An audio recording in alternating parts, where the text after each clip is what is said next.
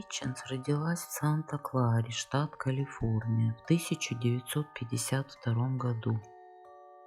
Она выросла в очень любящей семье. Дорин была доброй, отзывчивой и веселой девушкой. Она хорошо училась и окончила на отлично колледж. Дорин работала физиотерапевтом, и именно там она познакомилась со своим первым мужем Майклом Деннисом, также известным как Майк. Майкл Деннис работал на лакокрасочном заводе «Лакид» рабочим. Завод находился по соседству с работой Дорин.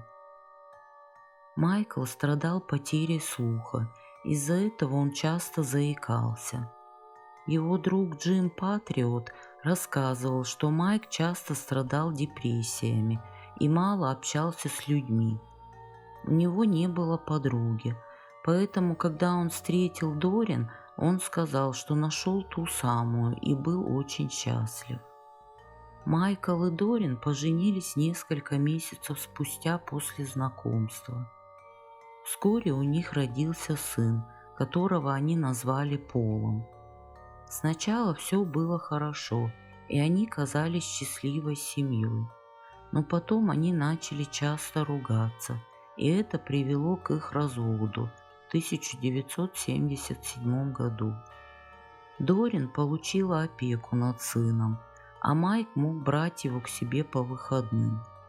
Он был очень зол и огорчен разводом, потому что он остался совсем один, а Дорин смогла быстро оправиться и снова вышла замуж за Чарльза Эрберта.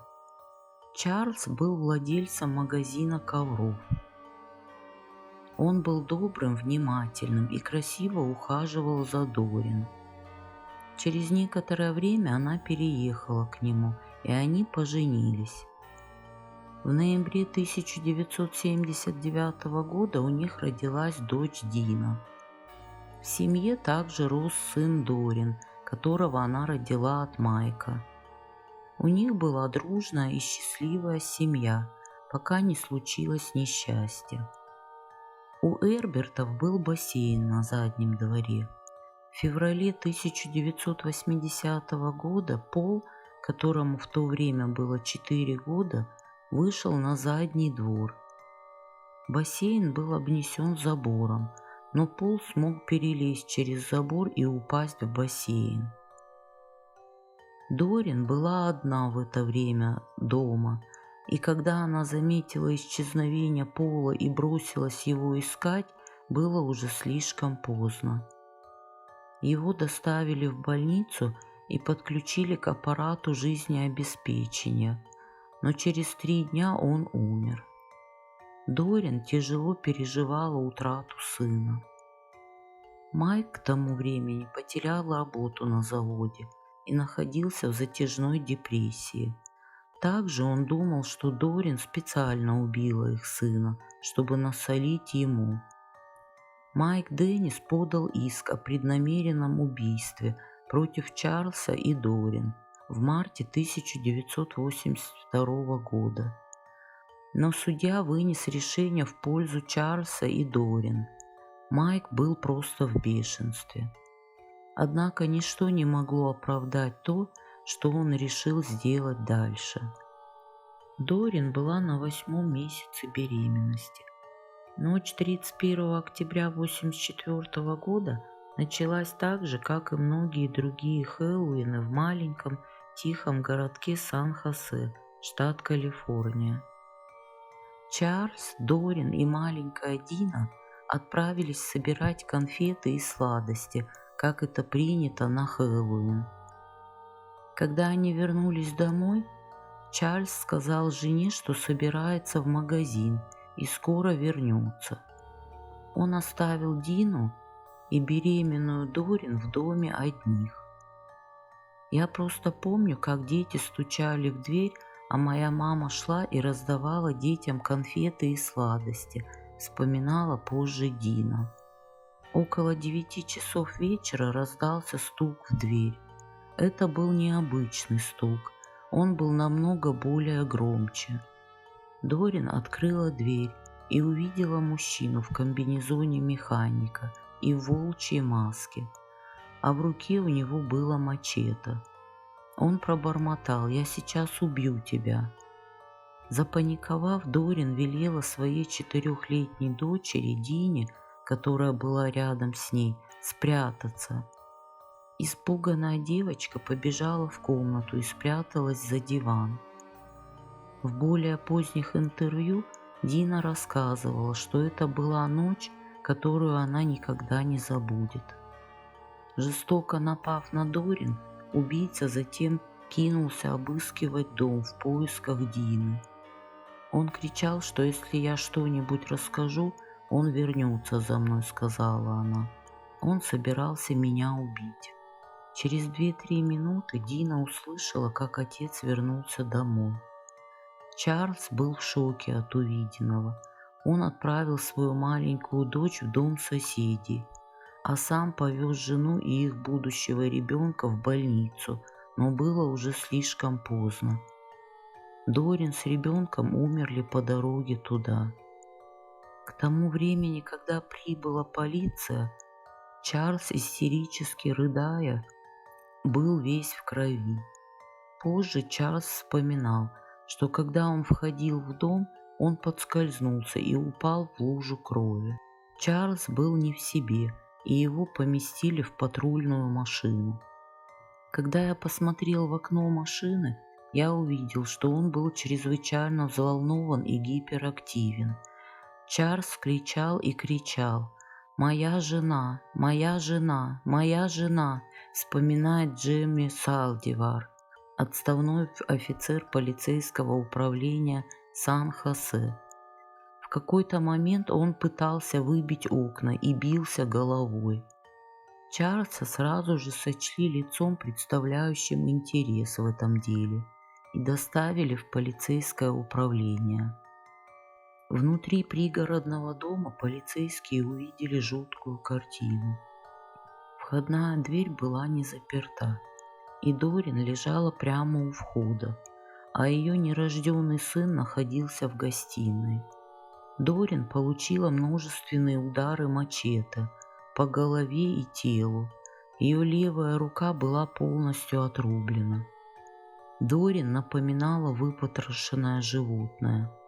Убийца вспорол ей живот, вытащил плод ее ребенка, разрубил на части и раскидал по комнате.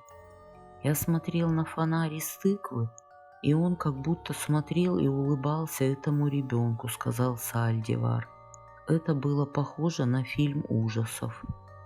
Кровь была разбрызгана по стенам, мебели, потолку и полу. Я помню, как вошел в дом и увидел около дюйма крови на полу. Повернувшись налево, я увидел плод ребенка, и тогда я сказал: «Что, черт возьми, здесь произошло?» — сказал детектив в отставке из Сан-Хосе Берт Каро. Как кто-то мог сделать что-то подобное? Следователи на месте преступления также заметили кровавый след, ведущий от дома вниз по тротуару на соседнюю улицу. Видя возбужденное состояние Чарльза, полицейские первоначально подозревали, что Дорин была убита в результате бытового инцидента своим мужем. Но они быстро узнали от соседей, что у нее были очень проблемные отношения с ее первым мужем Майклом Деннисом. Чарльза освободили после того, как нашли сотрудника магазина, который помнил его в магазине в ночь смерти его жены. На видеозаписи также видно, что он находился в магазине во время убийства.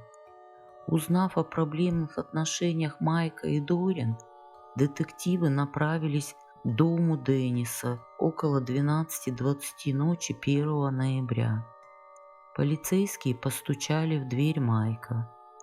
Он не ответил, но они слышали, как льется вода, и видели, что в окнах горит свет. Наконец Майк открыл дверь. Полицейские заметили, что у Майка на руке была повязка. Он сказал им, что получил травму, играя с ножом.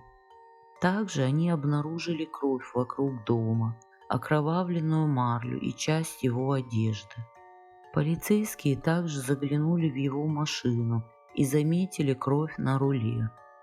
Майк был сразу же арестован за убийство. Но так как доказательств было мало, его вскоре отпустили.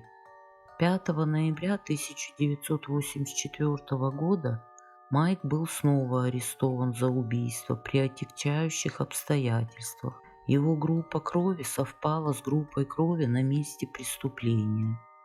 Также, используя записную книжку, которая была найдена во время ареста, Каро нашел женщину, которая сказала, что была на вечеринке в честь Хэллоуина с Деннисом год назад. Тогда он тоже был в образе большого злого волка.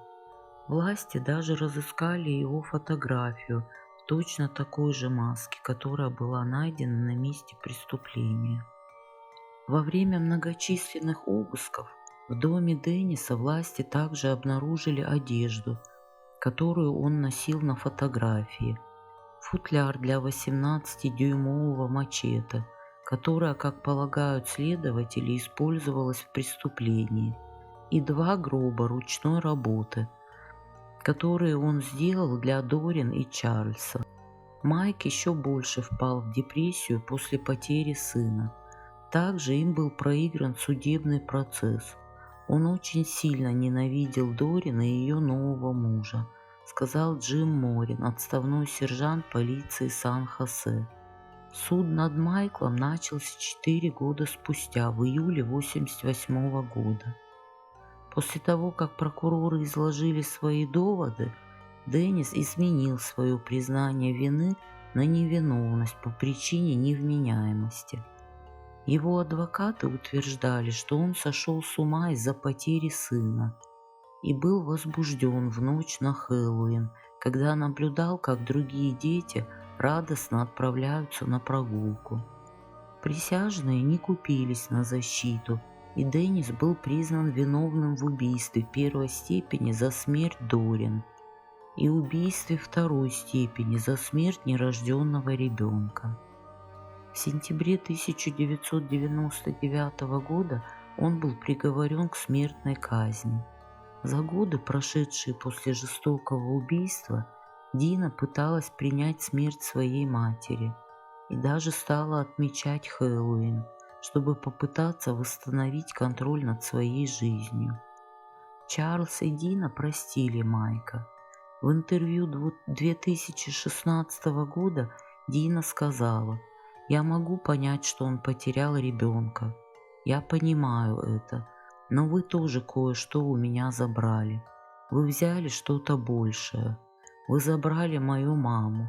Вы разрушили нашу семью, и я этого никогда не забуду. Но я прощаю его за это, потому что я здравомыслящая», — сказала она. «Я больше не хочу злиться». Майк Деннис до сих пор не казнен. По сей день он находится в камере смертников в тюрьме Сан-Квентин.